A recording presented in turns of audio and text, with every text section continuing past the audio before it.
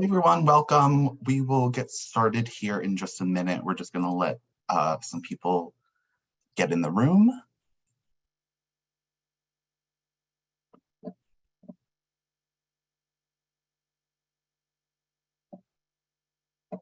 Thank you for joining, everyone. We will get started in just a minute.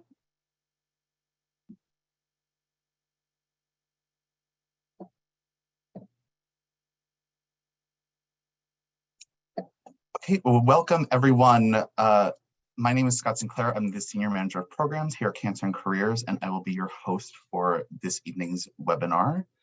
A little bit about Cancer and Careers. We're a national nonprofit and the only program of its kind solely dedicated to empowering and educating people with cancer to thrive in their working environment. We do so through our comprehensive website, free publications in English and Spanish, and career coaching. Additionally, we offer educational seminars targeted at employees with cancer and their colleagues and healthcare providers. And certainly employers and caregivers can benefit from this information as well.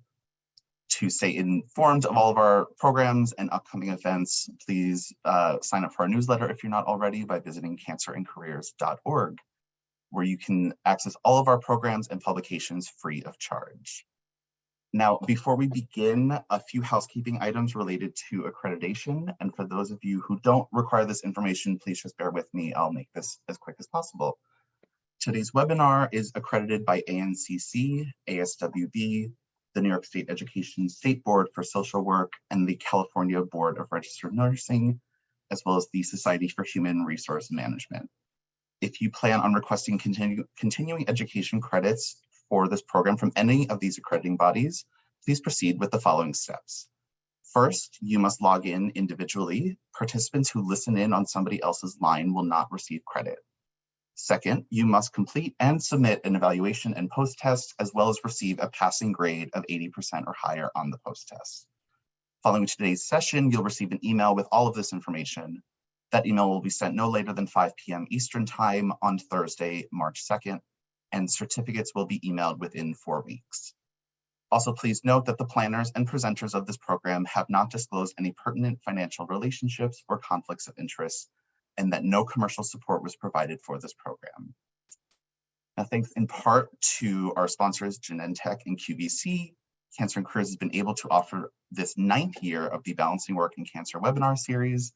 This program was created to provide patients and survivors, as well as their care teams and employers, with concise, targeted information about work-related issues that arise after a cancer diagnosis. And additionally, we'd like to recognize Cancer and Careers' year-long sponsors who support all of our core programming and allow us to continue providing these resources and services free of charge.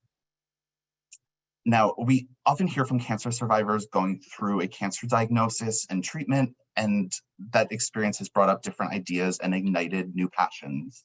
Many state that they are ready for a change at work. For some, it might be that they are made more aware of values of their time and what's meaningful to them, especially when it comes to work. For others, they realize the effect of cancer has changed what's realistic for them. The decision to change careers can be influenced by many emotions and factors. And as we start to talk about these changes and really about meaningful work, it's important to remember that the word meaningful suggests that something is significant, and what is significant for one person may be different for another person. Many people also assume that meaningful work means getting a job with a charity, but that there are actually many meaningful ways to find a job. This and so much more will be discussed in tonight's webinar, so let's jump in. To take us through this topic, I am thrilled to introduce Julie Jansen. Julie's a speaker, trainer, coach, and author who has helped thousands of professionals find success and satisfaction at work, as well as find work that's gratifying. Most important to us, Julie is one of the original coaches at CAC, and over the years has helped patients and survivors with their individual employment challenges and provide expert advice on next steps. Now, following the presentation, we'll have time for some Q&A, so feel free to drop those in the Q&A box at the bottom of your screen. And without much further ado, I'm going to hand it over to Julie Jansen. Thanks, Scott, so much. And thanks, everyone, for joining us tonight or today, depending on where you are. I'm on the East Coast. So career change. it's something that many people think about often, or once in a while throughout their career. And I, full disclosure, am pulling this content from one of my books that I wrote, and I sort of created a process on how to change careers. So I want to kind of give you a preamble about it. At Cancer and Careers, as Scott mentioned, we hear people say quite often that after having cancer, they no longer feel that the work that they've been doing aligns with what's important to them from a values or lifestyle standpoint. However, it can be pretty difficult to either decide what you might want to do work-wise, or if you do, how to actually go about changing careers. So that's what we'll dig into in this webinar. Engaging in a single career or a lifelong trade is really no longer the way we work or will work in the future. There's lots of statistics floating around from the US Department of Labor and other resources that estimate that, just talking about Americans, the average American will have 3 to 7 careers. Average American will hold a job for no more than 3 years. And so this means that it's been a long time that changing careers is not only acceptable, but expected. And of course, with the pandemic for the last 3 years, and now these very recent layoffs that are occurring more and more, this has both forced and enabled people to actually reinvent themselves, as well as caused more people to decide that they want to be as gratified as they can in their work. In my 20 years as a career coach, I've never, ever seen so many people focused on changing or shifting either their functional areas or their industries. And so a career change can mean different things for different people, certainly. On the news, you often hear of a lawyer who opened up a bakery. In fact, I do know a lawyer who went back to school to become a pastry chef, and she did buy a bakery, but that's unusual. Usually it's not as dramatic. So in looking at this next slide, as adults, we tend to believe that we know all about the right and wrong ways to do things. We're kind of mired in our habits. And so in addition to giving you some practical tips, which is mostly what I'll be doing, I want to talk to you a little bit about the psychological aspects of changing careers, which also pertain to looking for a job. Your attitude profoundly influences everything you do and say. So if you're nervous or angry or apathetic, this will show. The world is certainly not fair. Unresolved feelings about your circumstances and frustrations definitely will jeopardize the way you move forward and try to make things happen. So flexibility is extremely important and crucial to success. So you really don't want to put up parameters that would preclude you. You might start off thinking about changing careers and be focused on something, and then as you move along through the process of exploration, you could be focused on something completely different. So that flexibility is key. Also, just it's a tough process. You have ups and downs. So maintaining energy and enthusiasm as much as you can, recognizing that your stamina may not be the same as it once was because of your treatment, or if you do try to keep it up, though, that's really important. And remember, you create your own destiny. There's a lot of different options out there. So it's important to keep reminding yourself that you're in the driver's seat with what you want to do, and that you really want to explore alternative options until you know an option isn't for you. So for example, if you would prefer a part-time job, but someone offers you a contract position that's permanent, you might want to consider it. And we know that virtual and hybrid work arrangements are certainly much more common. That's something that, some companies are pushing back on it now. I would say the larger companies are, but generally speaking, thanks to COVID, that's something that's very important to many of you. And that's something that you can certainly try to negotiate. And your career change will definitely take much more time and energy than you would have expected. Timing is everything. You'll get impatient. So just try to be really reasonable in your efforts and time management and learning to deal with, especially the psychological impact of time passing before you really kind of hone in on what you want to do. So let's just talk about some things that you need to think about regarding changing careers on the next slide. There are many reasons for thinking about making a career change. Your employer's circumstances could have changed. You could have been victim of a layoff because they reorganized. More likely because of your cancer experience, you and your goals may have changed, your focus, your desires, your interests, causing you to strongly consider making a career change. No matter what the circumstances are that are causing you to rethink your career options, you want to be reassured in knowing that it is natural to think about starting over, getting a new job in your field or an entirely new one. But I would definitely recommend getting advice, like attending this webinar is a good place, getting advice from people, and just answering some questions for yourself. So what are your financial needs? What's your timeline realistically, which is often driven by the first question about your finances? Who depends on your income? What are alternative sources of income? I'm always a huge fan of trying to even people who work full-time, just trying to think of different ways that you can earn income. What skills are transferable? You all have skills, 100 skills, 50 skills. Most of them are transferable. So the challenge is just trying to figure out how to package that differently when you're looking at something that's not what you've been doing before. And certainly there are situations where you'll need additional training or additional education. Some other questions that you can ask on the next slide are, can you afford training if you do need it? Usually you don't need another degree, but there are certainly plenty of boot camps and shorter term types of educational opportunities that you can participate in. Do you have the stamina to complete the training? Can you afford to get an entry-level position or even an internship?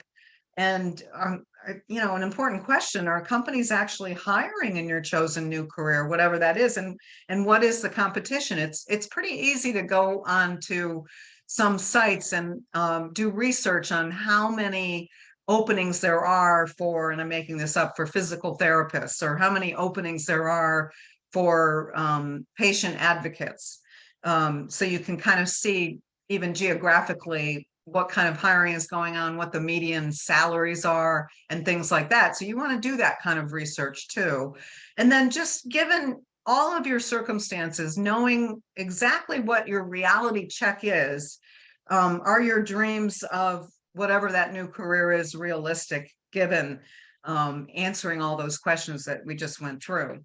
So let's move now to what I call your work situation. So this is fundamental in the next slide too. Figuring out, like, what's the reason that you really do want to change careers actually. So I came up with these sort of 6 very catchy sounding categories that people find themselves in, and often they find themselves in more than 1 or 2 or 3. But there's usually one that is a little bit stronger. When I was actually originally, a long time ago, given the opportunity to write this book to help people learn how to find gratifying work, I interviewed like 120 people. It doesn't sound like a lot. And when I went back to some of the same people, and then I also interviewed new people using their stories and my experience, and having had multiple careers myself, I identified these 6 situations that seem to come up over and over again. And even if they sound a little bit negative, I labeled them in a way that are easy to understand. And so let's dig into them. So moving to the next slide, where's the meaning? In my survey, more individuals ranked this category as his or her number 1 reason for dissatisfaction. And I just have to sip some water. And while doing research, I learned that meaning actually signifies, if I can talk, signifies, I talked all day today, sorry, quite different things for everyone. So I identified actually 10 different types of meaning. And they are, first of all, rewards and challenges. Rewards and challenges can be new opportunities, money, or recognition. An intriguing or attractive or energizing field or industry. You tend to see, people who are drawn to entertainment, media, music, publishing, fashion, that they're really just drawn to the industry, and they almost sometimes would be willing to do anything if they could work in that industry. Expressing or living your very specific standards, your principles, your values to make a difference, give back, share, change, or improve something. I know that's huge for me personally. And then solving problems or answering complex questions is very intriguing for certain people. Changing or modifying, altering your lifestyle, priorities, or relationships. I would say we saw that the most during the pandemic, where people just realized what was the most important to them. And that is now a given that should be a priority for most of us, given the amount of time we work. And then feeling very passionate about something.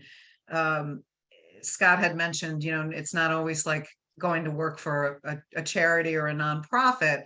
You can feel passionate about a lot of different things. And it doesn't have to be in a nonprofit necessarily, but supporting a cause is something that people, I notice people towards the middle or end of their careers are like, I want to go sit on boards for nonprofits, or I want to go work for a nonprofit, or I want to volunteer more. That they kind of didn't have the time or didn't find the time during their careers, and then all of a sudden they said, that's what I want to do next. And then innovating and creating is interesting. That's being able to, it could be writing, it could be art, it could be, a million things, patents, but introducing, producing, or imagining something new or different. And then finally, this last one, learning.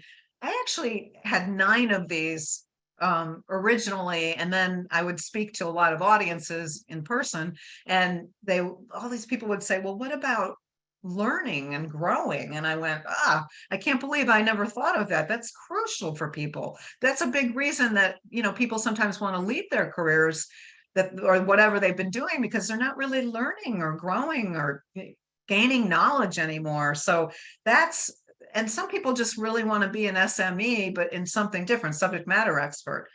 So the most common barrier, as it says here on the slide, if you have it, is that the people are worried that if they're going to do something that's meaningful to them, it automatically means that they're going to have to reduce their income. And while it's true that initially that might have to happen, that you might not make exactly the same amount of money that you've made in a career, especially that you've worked in for a long time, where you've progressed, it's more likely that it's because you're starting something new, not because you're pursuing meaning.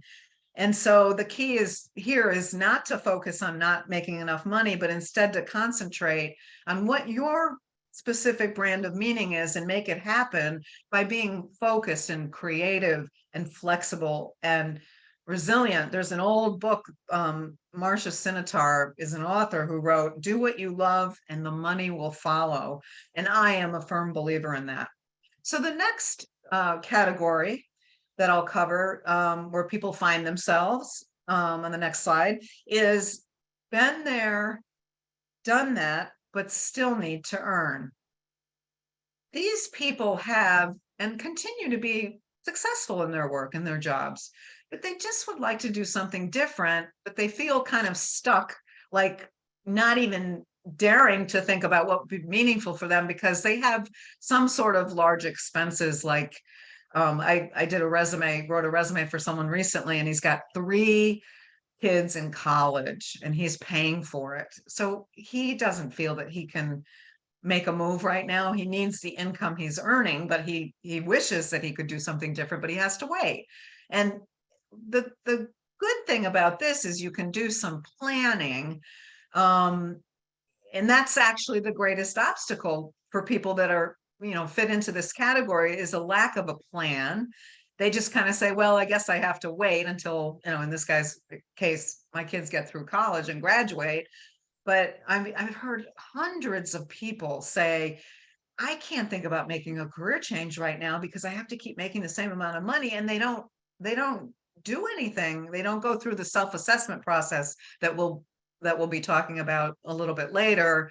They don't identify what the new jobs or careers could possibly be. They don't meet with their financial planner to align their career plans with their financial situation, and they don't focus on doing things outside of work that could move them towards what they will eventually want to do in a career change. This next category, bruised and gun shy, sadly, there's so many people that are victims of a difficult or a changing workplace. I mean, it's almost, life is hard and work is hard and things happen. And it's just how you recover and how resilient you are and what you do to take care of yourself. And many of you who are attending this webinar know very well about self-care and how important it is. So this is really focused on people who, when they find themselves in a situation, whatever it is work-wise, let alone what you experience personally, or, having a cancer diagnosis, having to go through treatment, having, just all of that. It's important that you work really hard on raising your self-esteem and your confidence.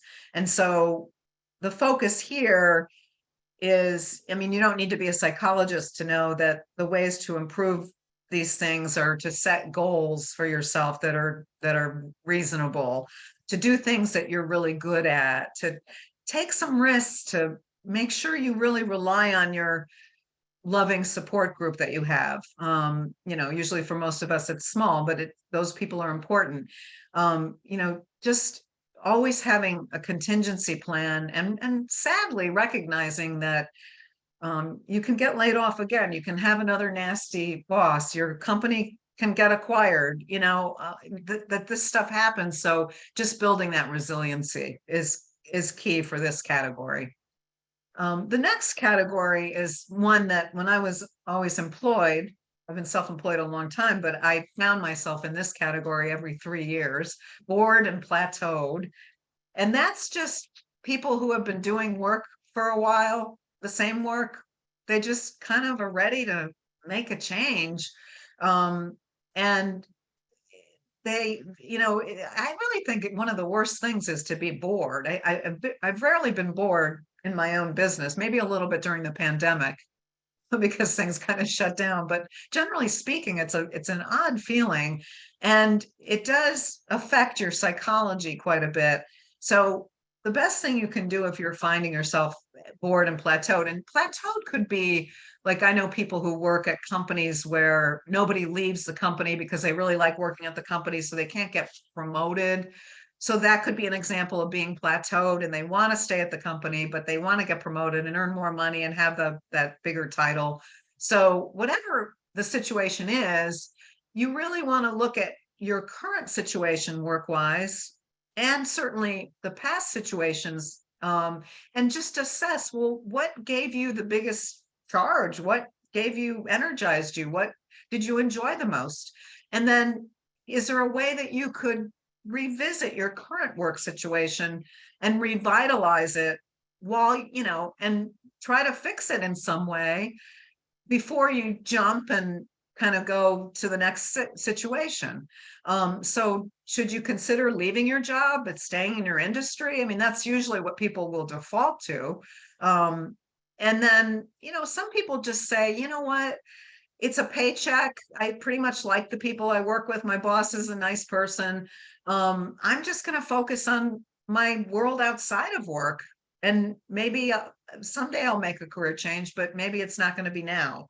So whatever it is, it's good. It's really important that you pull yourself out of that bored and plateaued situation, because it isn't healthy long term. So the next situation is yearning to be on your own. This is people who really would love to be self-employed. There's lots of different ways that you can be self-employed. I mean, I'm like an S Corp, LLC, sole proprietor. I 1099 people. There are people, I did a resume for someone recently. She had her own training company and she had a lot of employees. She'd had it for years and then she sold it.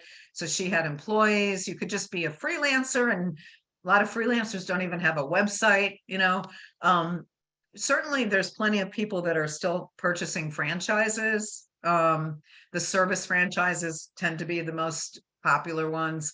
And then buying a business, people still do that.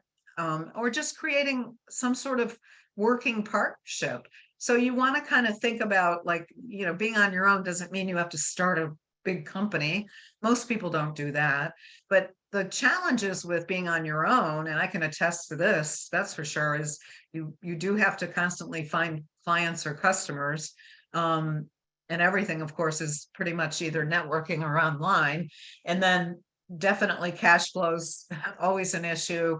You need people in your life who support you, who understand that you have to work long hours at times, and then the whole blending of your business and your life can be rather challenging. I mean, it's rare, unless I'm away, that I don't work half a Saturday, and I don't mind because I love what I do, but you have to kind of think about all those things, because it's a very different lifestyle.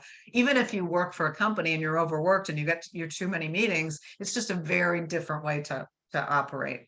And then the sixth and final category is one toe in the retirement pool. So the statistics are really interesting. It's a surprisingly low percentage of people who just quote unquote retire and don't do any work at all. I ran into a woman I was networked with who she retired from her big career, and she works 3 part-time jobs, at a help desk, at a athletic facility, and then she works in City Hall and she does something else, I forget what, but she loves it. She doesn't really do it for the money, although the cash is nice. But she just loves interacting with people. She had worked in sales, and so and the issue with this is when people do retire, and I've had some clients recently who retired, and they really, other than financially, they really didn't do any planning. They didn't think about where they might want to live.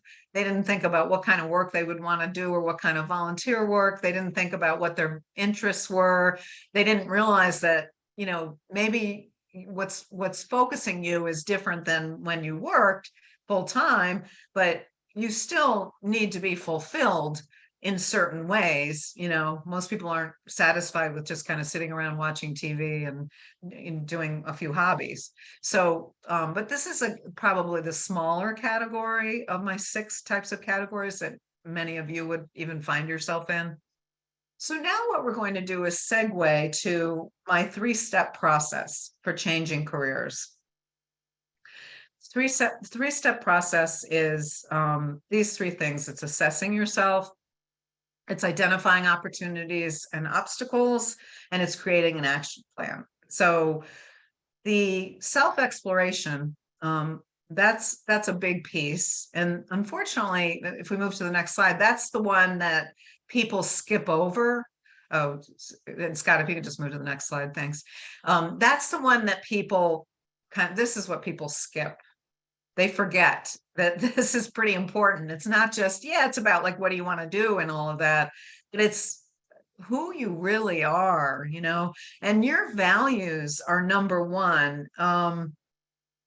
So this self-analysis may seem a little tedious. Some people enjoy it. Some people like taking all the little assessments and tests, but this self-assessment process also will build your confidence. You won't have any probably gigantic revelations about yourself, but by the time you finish thinking through all of these things, it's likely that you will be able to recognize what you have to offer, what you need and want, and really important, be able to articulate those things to a new employer or clients if you decide you're starting your own thing.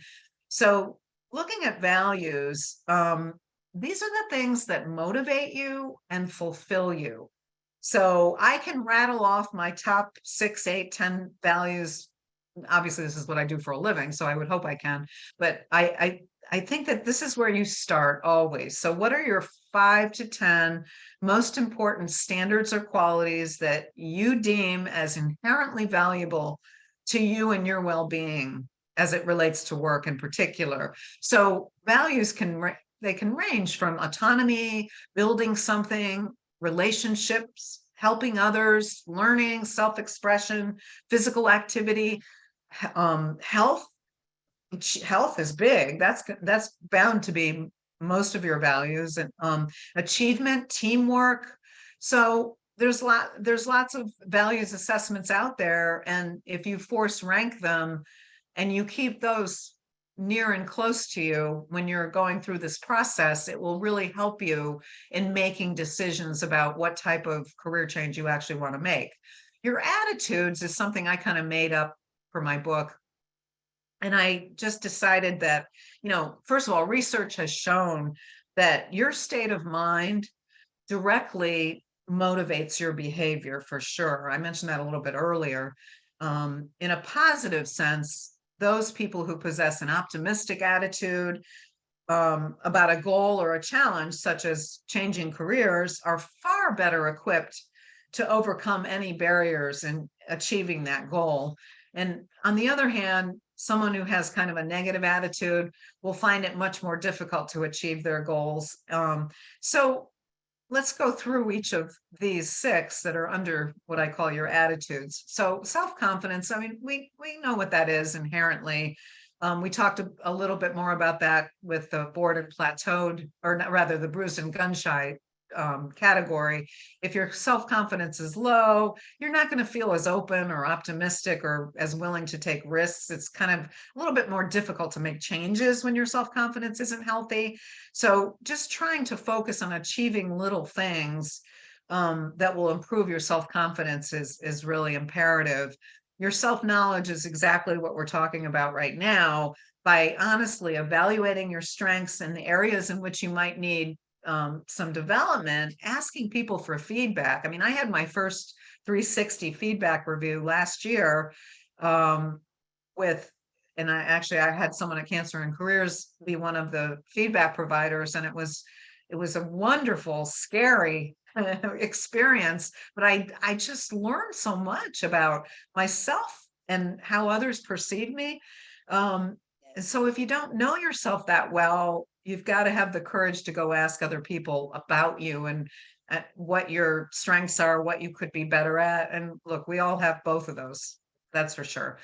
Managing relationships, it's really impossible to make any kind of change, whether it's a career change or anything else, without other people. I often have joked for years when people will say, well, I really want to go work for a company where there's just no politics. And then I'll say, jokingly, of course, a little sarcastic, but but you better just go stand in a closet, because that doesn't happen. You need people, you need relationships, you need to help people, people need to help you in order to make things happen. And that's obviously a crucial aspect of networking as well. Maintaining your motivation. This kind of process, it's an art, not a science. So there's ups and there's downs. It's a bell curve, and staying focused and energizing consistently is a challenge. So trying to stay as motivated as possible, consistently thinking of ways to maintain your focus and your energy where your career is concerned, is very important. And then, you have to have goals. You don't have to have a goal is not, oh, I want to change careers. That might be the big goal in the sky. but you've got to have really simpler, smaller goals, almost using that SMART acronym that we learned if we went to American schools: specific, measurable, attainable, realistic, on a timeline. And little goals just to help you keep yourself moving forward when you're going through this process. And that will help your motivation too, because you can, especially if you're a person who likes to kind of check things off a list. And then finally, professional commitment. Try to remember there was a time when you were committed to your job or your company or your industry. Was it education? Was it having new experiences? Was it being with like-minded people? Was it being an expert? Whatever it is, doing this may help you regain a professional commitment that you will need to try to do something new. So the next aspect of self-assessment, and I told you this is a pretty big step here. Moving to the next slide is your personality. So your personality, for those of you who have children, your personality is developed clearly. You're 1.5, 2. And it's just, parents already know, what their child's personality will be, your distinctive personality traits. And it doesn't mean that you can't change some of these. People can be introverted and become more extroverted. People can be very spontaneous and become more structured. I'm actually one of those people. People are always surprised when I say I'm an ENFP, and they think I'm a J because I'm so punctual and organized. But I had to force myself to be that way. In business, on the weekend, I hate scheduling things. I mean, I do it, but I'm very reluctant unless it's something really fun. So your personality traits, doing work that isn't a fit for your personality, will create dissatisfaction. And that's why I really like the book, Do What You Are. So if you take the MBTI Myers-Briggs and you know what your 4-letter type is, I mentioned I'm an ENFP. My ENFPs love helping people. They love communicating. They love being out there, those kinds of things. I could not be a data analyst at all because I don't have the right personality. I had one job like that where I was crunching numbers at a TV station and I was miserable.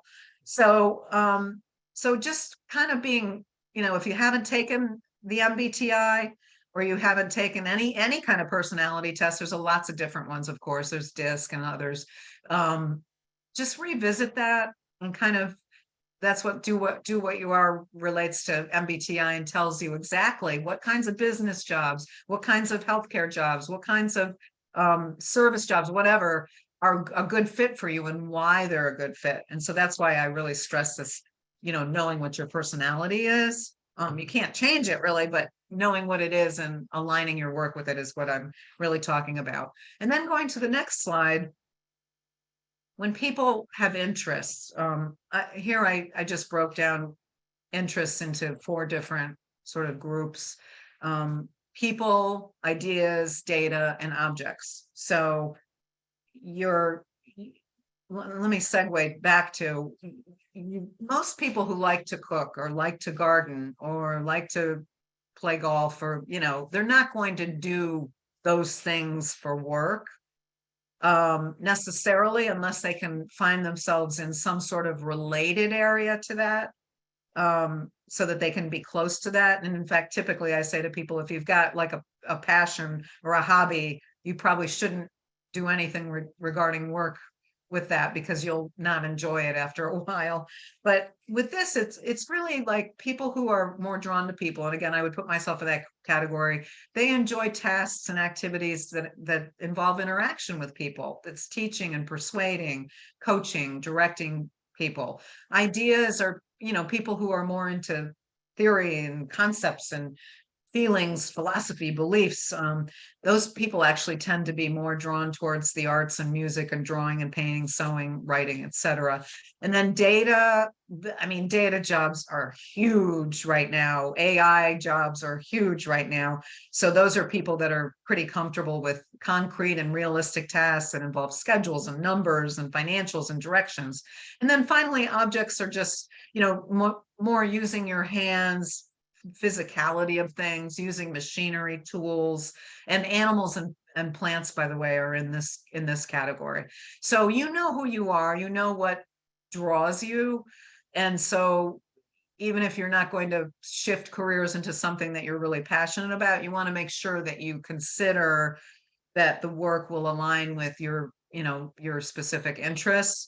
And then finally, the wrap up with the self-assessment piece is what I call your favorite skills. So your favorite skills, so I mentioned earlier, you could have upwards of 50 to 100 skills, and everybody does. Most people can't list that many. I would say the average person can kind of open up a Word document, put 10 or 12 things down that they can do if they think about it really hard. But there's soft, and LinkedIn kind of is really great for that, because if you go to that skills and endorsement section on your LinkedIn profile and you start just kind of typing in something, it'll populate with the most commonly scanned words and skills. And that actually can help you as an exercise in thinking about what your skills are. And then being able to talk to those and being able to look for careers and eventually jobs that would require those skills. And so that's why this is really important. But the reason I call it favorite skills is because just because you have a skill doesn't mean you want to use it. So there are, I can think of plenty of skills I have that if I never use them again, I would be perfectly happy with that. So you just want to make sure that you don't get sucked into using skills that you have that you're very expert at just because you possess that skill. So that's the whole self-assessment piece. So it's a lot, but I really wholeheartedly encourage you to go through this process, even if you use this as a cheat sheet, and just kind of go through and think about yourself and ask other people for feedback or take some self-assessment, and things like that. And I like the idea of having all of these things, from your values all the way to your favorite skills and everything we talked about in between, in a Word document that you can just kind of pull out and go, oh yeah, I have to remind myself of this, this, and this, as far as who I am, what I need, and what I'm looking for. Okay, so now we're going to go to the next step in this 3-step process on the next slide, which is identifying roadblocks and opportunities. I'm definitely having trouble talking tonight. So I will have to take a decrease in pay. I mentioned that when we were talking about where's the meaning, and I hear this over and over and over again, and people are very nervous about this. And I'm not diminishing the importance of thinking about this, but you've got to do research and talk to people, and just get a clear idea. And yeah, there are going to be situations or occasions where you're going to say, I can't do that because I won't earn as much money, and I'm not willing to do it, or I fall into the been there, done that, but still need to earn category. So just review your values and evaluate whether earning less initially is a trade-off that you're willing to make to be happy, to be gratified. I know I did that when I worked in sales. I was a sales executive, and then I said, I have to start my own business, and I was scared out of my mind, and I only had a little bit of money put aside for expenses. But I said, I'm so miserable. I can't get out of bed in the morning. I'm going to take the leap. And I was scared, but I did it. It wasn't easy. I was poor a lot. So, but you know what? It paid off beautifully. And so I'm, highly recommend it. And you can remember, I said, you want to look at different ways to earn income, it's not just one job usually. work on packaging your transferable skills. We just spent some time on skills and your experience when you're selling yourself to potential new employers so that you can negotiate the highest compensation possible and demonstrate your true value. The next roadblock, excuse me, on the next slide is I don't have experience in the industry I'm interested in. So there are industries that are very adamant and not open-minded about just hiring someone who has experience in their industry. I have a client who was interested in a job at a big construction company, and she's never worked in construction. And she said, but I've worked in male-oriented industries, and I like decorating, and I kind of said, well, I probably would say to you that might be an industry that's not going to be as open-minded. And they did talk about it a lot in the job description. So I would like to think that she can get an interview there, but it's an example. And I'm not saying all construction companies are like that, a disclaimer, but I'm just saying there are some that they're just not going to be as open-minded. And so that's okay. But what I do know is that businesses and organizations have more in common than you may think or that they may think. So part of what you will want to get good at doing is persuading them that you have the transferable skills and experience, that you have the passion. It's always a good idea if you're looking at a different industry to try to volunteer or do part-time consulting or get a project or intern or sit on a board, if that's an industry that you're really focused on. And then certainly this is a rule of thumb, no matter what, you want to network with people who work in the industry so you can learn more about that industry and decide if it's something that you really would thrive in.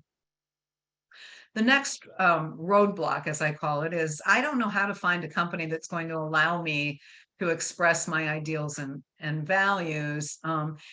This is a culture question, and there's a lot of things you can do to research companies about their culture, to network with people, to find out truly what the culture is. When companies interview you, they might talk to you about what they believe their culture is or what they think it is, and they may truly believe and think that that's what it is, and it may not be real, or it may be realistic. So people are always the best source for really, crafting a really specific list of challenging questions.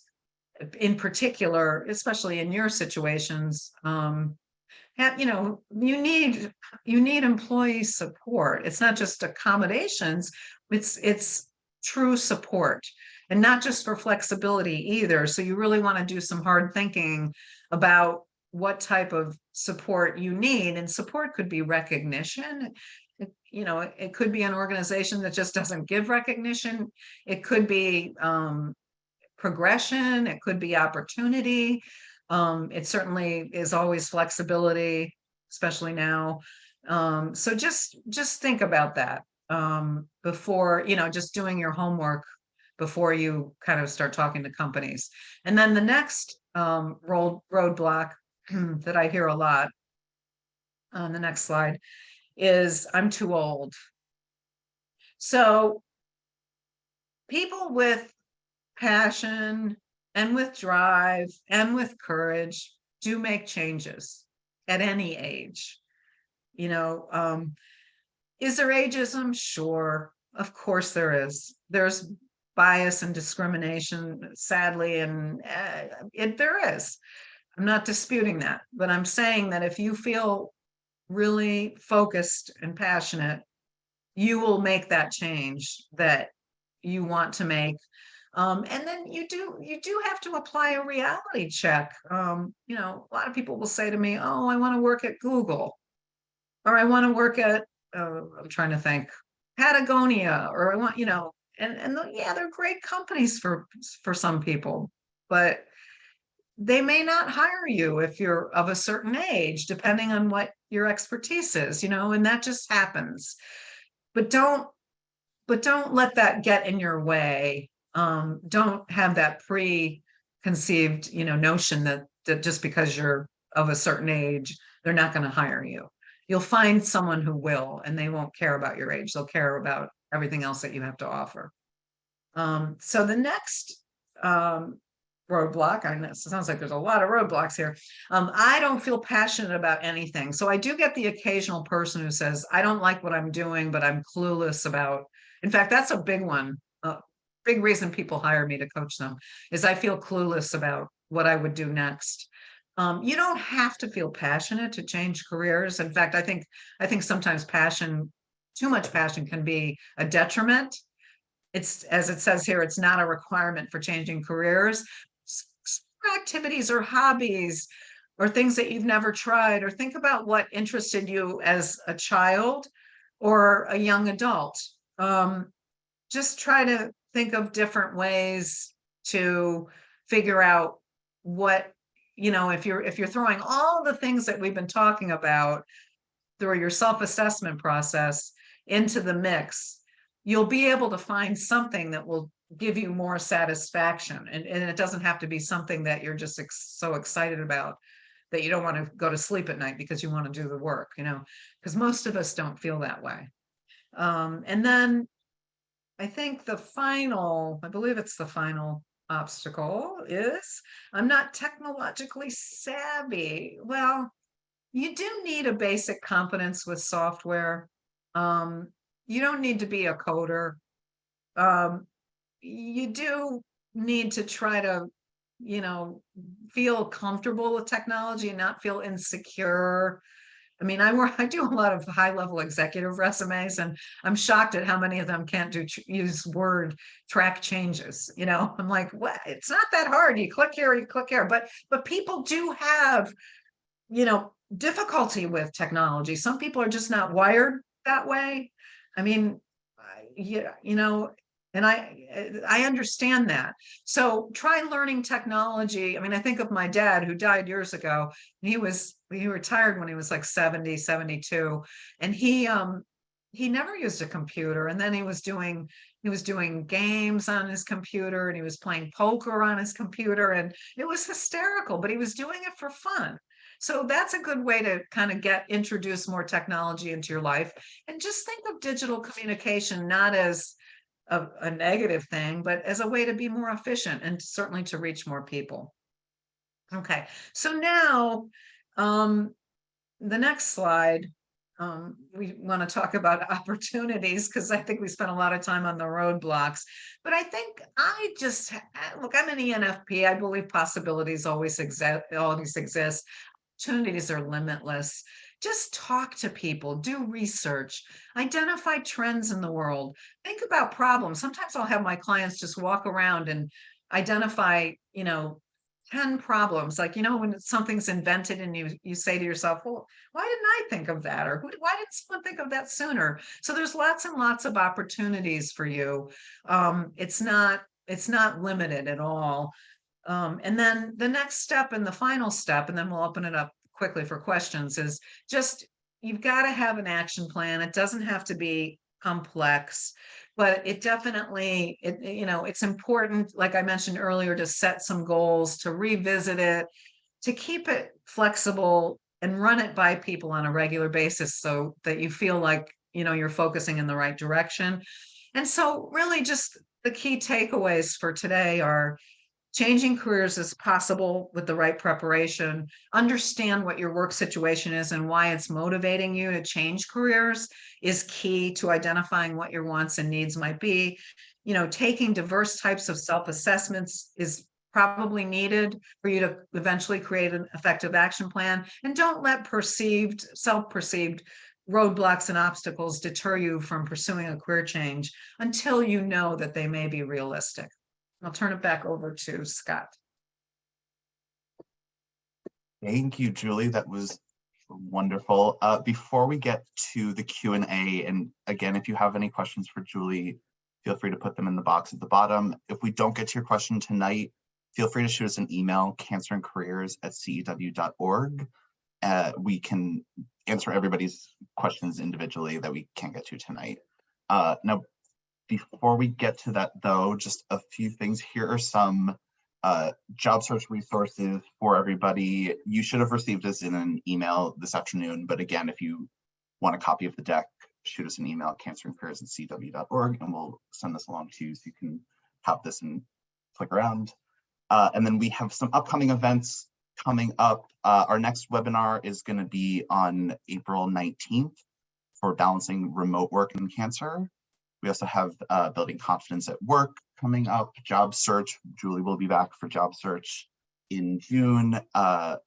And to see the remaining 9 sessions are all on our website at that link here. We also have our Midwest conference coming up on March 24th, which is going to be online, so it doesn't matter where in the country you are. Julie will also be back for us at Midwest conference. So if you enjoyed today, please join us for one of those 2 things where there's lots and lots more that we can impart on you. And then I will leave this CE requirement slide up while we go through Q&A, so everybody has the information there. Again, you'll be getting an email tomorrow by 5 p.m. Eastern time with the link to the eval and post-test. So Julie, I have a few questions. The first one, which actually came in from a few different people, so I'm going to paraphrase, combine and paraphrase, is Sure. Are there any websites that you can complete a career self-assessment test? So self-assessments are split into different categories. So there's personality, there's interests, there's motivation, so there isn't one site. And then I don't usually do this, but I did write a book. I don't know what I want, but I know it's not this. And all the assessments are in that book. So if you're inclined to pick it up, there's an audio version as well. That might be easy.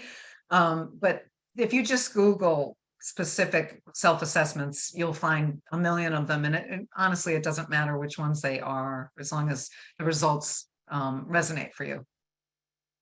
Great. I have a question here. My biggest concern is I've been out of work now for 4 years, partially because of my diagnosis, partially because of COVID. How do I explain this 4-year gap in employment? So the good news is the pandemic has leveled the playing field. Companies really don't care that much about gaps. They might ask, just be prepared for a simple answer, but it just isn't at all a strong concern for most companies and organizations. Used to be our #1 for years. I've been volunteering with Cancer and Careers for 16 years, and it was always our #1 question, and it was a real question. It was painful, but it's not that anymore. So just have a quick answer, pivot it back to the reason you're so excited to be sitting there talking to them. Yeah, we've been hearing that a lot too from people that, a lot of people have had career gaps or, resume gaps because of COVID, because of, a variety of things over the last few years. Yeah. The next question I have here is, I've been out of work since my diagnosis in 2019. I'm starting to look for a job. Should I mention that I'm a cancer survivor? So it's a personal preference, of course. I would just say to you, and Scott, you probably can kick in a little bit better than I can with this one. But I would say that I would think in the beginning of your process, you might want to be careful about that, because people they don't ask if you have diabetes, or they don't ask if you had a heart attack, or they don't, so do you need to share your health situation, especially up front? I'm not sure that that's perhaps the most advisable, but if you feel strongly about it, then you should. Scott, do you have anything to add to that? Yeah, we talk a lot about disclosure here, and Sissy, if you can drop a link maybe in the chat, we have a bunch of information on our website you can look through about disclosing in a job search, or, it really is a personal decision. Legally, no one can discriminate against you because of a diagnosis. That doesn't, just because something's legal doesn't mean that people have to follow that. So it really is a personal decision. It depends on the job, it depends on the company, it depends on, so many different things, and we'd be happy to walk you through things too if you want to shoot us an email and we can talk one-on-one about your specific situation. But yeah, and some people, we've heard people who have waited until a job offer and then discuss, if they need a reasonable accommodation or something like that. If you don't think that you can stand at a, checkout line in a grocery store all day long and need a stool, like that's something you might want to bring up after the job offer comes and discuss then. But again, every situation is different and it really is a personal preference, and we'll get you some stuff to look through about what goes into that decision. Yeah. The next question I have here is, I'm ready to go back to work, but have been hesitant because I still have a lot of appointments that I have to attend. Do you have any advice on how to weave this into an interview conversation without seeming like I'd be a burden or not reliable at work? I think I might turn that over to you, Scott. Are you okay with that, or do you want me to answer it? Yeah, no, I'm fine. Again, it's something that depends on the exact situation. So, and you might want to kind of get a vibe for how things are going, what the company feels like, what the person you're interviewing feels like, how well it's going. It's something you might want to wait until you get hired and have to deal with it in person. But some people really, if it's really going to be an issue that you're worried about and would rather just not have to think about how your potential new employer is going to deal with it, then you might want to bring it up and have it. And you might, you don't even have to say, that it's medical appointments necessarily, because everybody's pretty big on, negotiating flexibility for a lot of different reasons, whether it be childcare, million reasons. So you might think about it from that perspective as well, that you're negotiating time in a different way. That's all. And then I think this is gonna be our last question. Again, if we don't get to you, please shoot us an email and we will get you an answer as soon as we can. The last question I have here for you, Julie, is, I've been thinking about a career change since my cancer diagnosis and never pulled the trigger. I'm a year into treatment and finally feeling good about the start of my job search. I was in a customer-facing sales role before, but found it too stressful. I'm interested in moving in the direction of marketing instead. How do you think I should go about positioning myself to make that change? What skills should I be hiring, or should I be highlighting? I have 10 seconds. Well, first of all, congratulations that I'm very happy that you're feeling better and good. And marketing is a lot about specific types of skills. And so I would just first do a sort of tally of what skills you have, what skills you need. Do you need to do a boot camp or take some webinars or get some certifications? And then you'll want to package yourself. You might have to package yourself as an entry-level marketing person, depending on what aspect of marketing you want to look at. And digital is always a very big part of marketing.